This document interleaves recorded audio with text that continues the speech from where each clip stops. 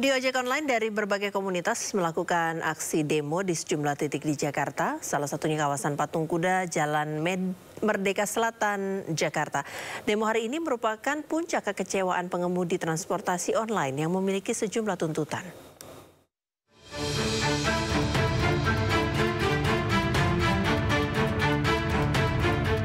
Ribuan pengemudi ojek online menggelar unjuk rasa besar-besaran secara serentak dan mematikan aplikasi.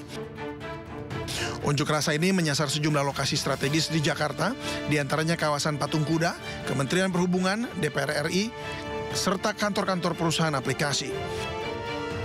Aksi ini dilakukan sebagai bentuk protes terhadap aplikator yang dituding melanggar regulasi dan tidak menganggap pengemudi sebagai bagian dari ekosistem transportasi digital nasional. Unjuk rasa ini menagih ketegasan pemerintah selaku regulator untuk bertindak atas pelanggaran regulasi yang dilakukan sejak 2022. Kementerian Perhubungan itu buat peraturan PM12 tahun 2019.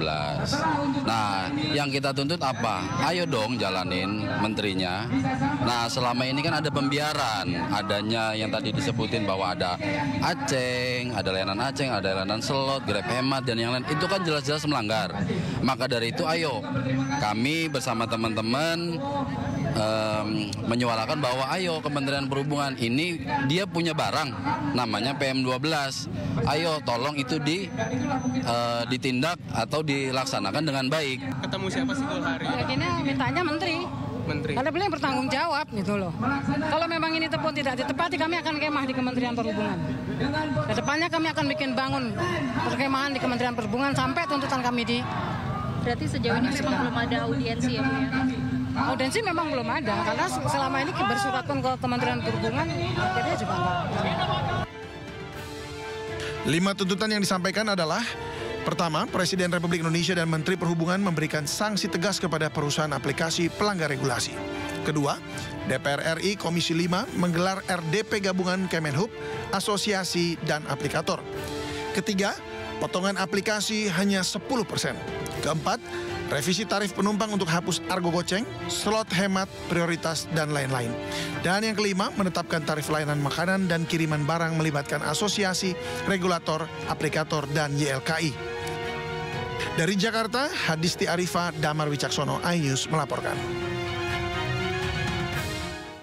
Ribuan pengemudi ojek online di berbagai daerah serentak menggelar aksi unjuk rasa. Mereka menuntut diturunkannya potongan aplikasi menjadi 10% dan penerbitan undang-undang transportasi online.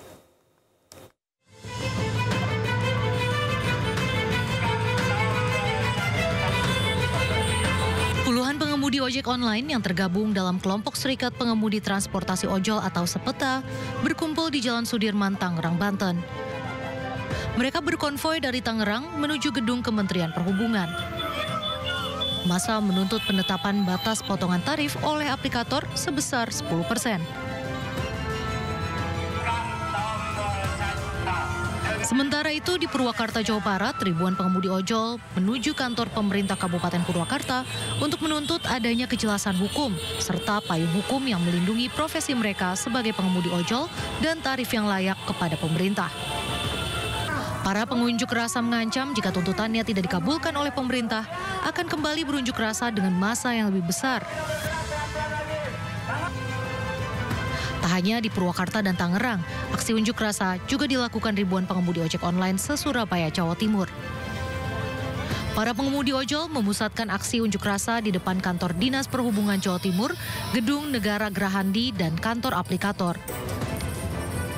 Para pengemudi ojek online menuntut diturunkannya potongan aplikasi menjadi 10% dari sebelumnya sebesar 20%. Massa juga meminta pemerintah segera menerbitkan Undang-Undang Transportasi Online. Dari Tangerang, Banten, Purwakarta, Jawa Barat, dan Surabaya, Jawa Timur, Tim Liputan iNews melaporkan.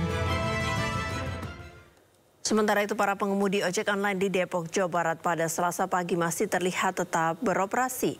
Di tengah aksi demo yang berlangsung di depan gedung Kementerian Perhubungan Jakarta, para pengemudi ojek online yang berada di shelter stasiun Depok Baru, Pancoran Mas, Kota Depok masih terlihat beroperasi. Mereka pun masih melakukan aktivitas seperti biasa, yakni mengaktifkan aplikasi dan membawa penumpang ke tujuan.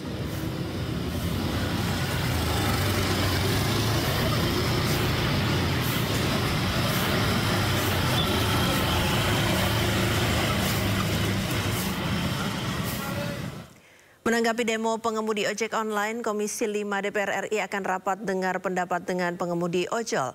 Rapat dengar pendapat digelar 26 Mei mendatang.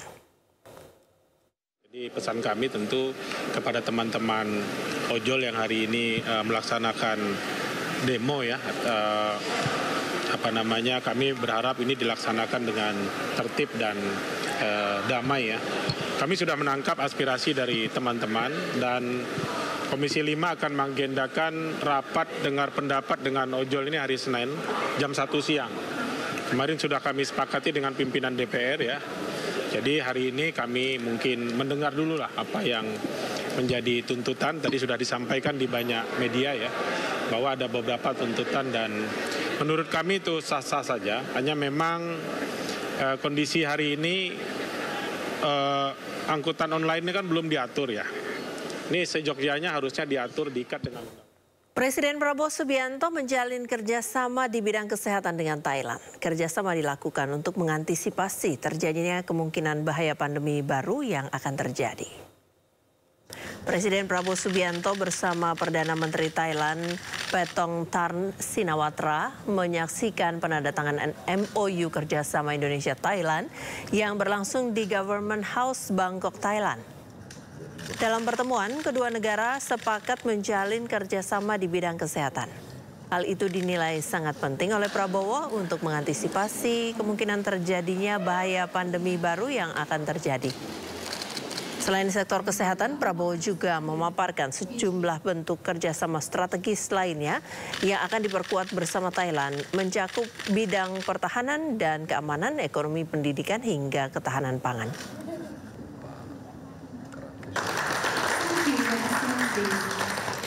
Baru saja kita menyaksikan tanda tangan MOU di bidang kesehatan untuk meningkatkan kerjasama kita, untuk sama-sama bisa meningkatkan kapasitas kita. Dan hal ini sangat penting menghadapi kemungkinan pecahnya pandemi baru. TNI Angkatan Laut bersama Polri, Badan Narkotika Nasional, Bea Cukai, dan Kejaksaan menggelar pemusnahan barang bukti 2 ton narkotika hasil tangkapan patroli TNI Angkatan Laut di kawasan Selat Durian, Perairan Riau, pekan lalu. Patroli TNI Angkatan Laut pekan lalu berhasil menggagalkan penyelundupan narkotika melalui kapal ikan berbendera Thailand. Dari hasil pemeriksaan ditemukan sekitar 2 ton narkotika jenis sabu dan kokain. Dalam penangkapan itu turut diamankan 5 warga negara asing kru kapal yang terdiri dari 1 warga negara Thailand dan 4 lainnya warga negara Myanmar. Dalam penghitungan ulang barang bukti diketahui total berat mencapai 2 ton 61 kg, 293 gram. Tangkapan ini tentu saja bukan tangkapan sembarangan. Badan Narkotika Nasional saat ini masih terus menyidik 5 warga asing yang ditangkap untuk mengetahui jaringan global pemasok narkotika itu. BNN menduga pemilik narkotika dalam jumlah besar ini adalah jaringan internasional lintas negara yang menjadikan Indonesia sebagai pasar.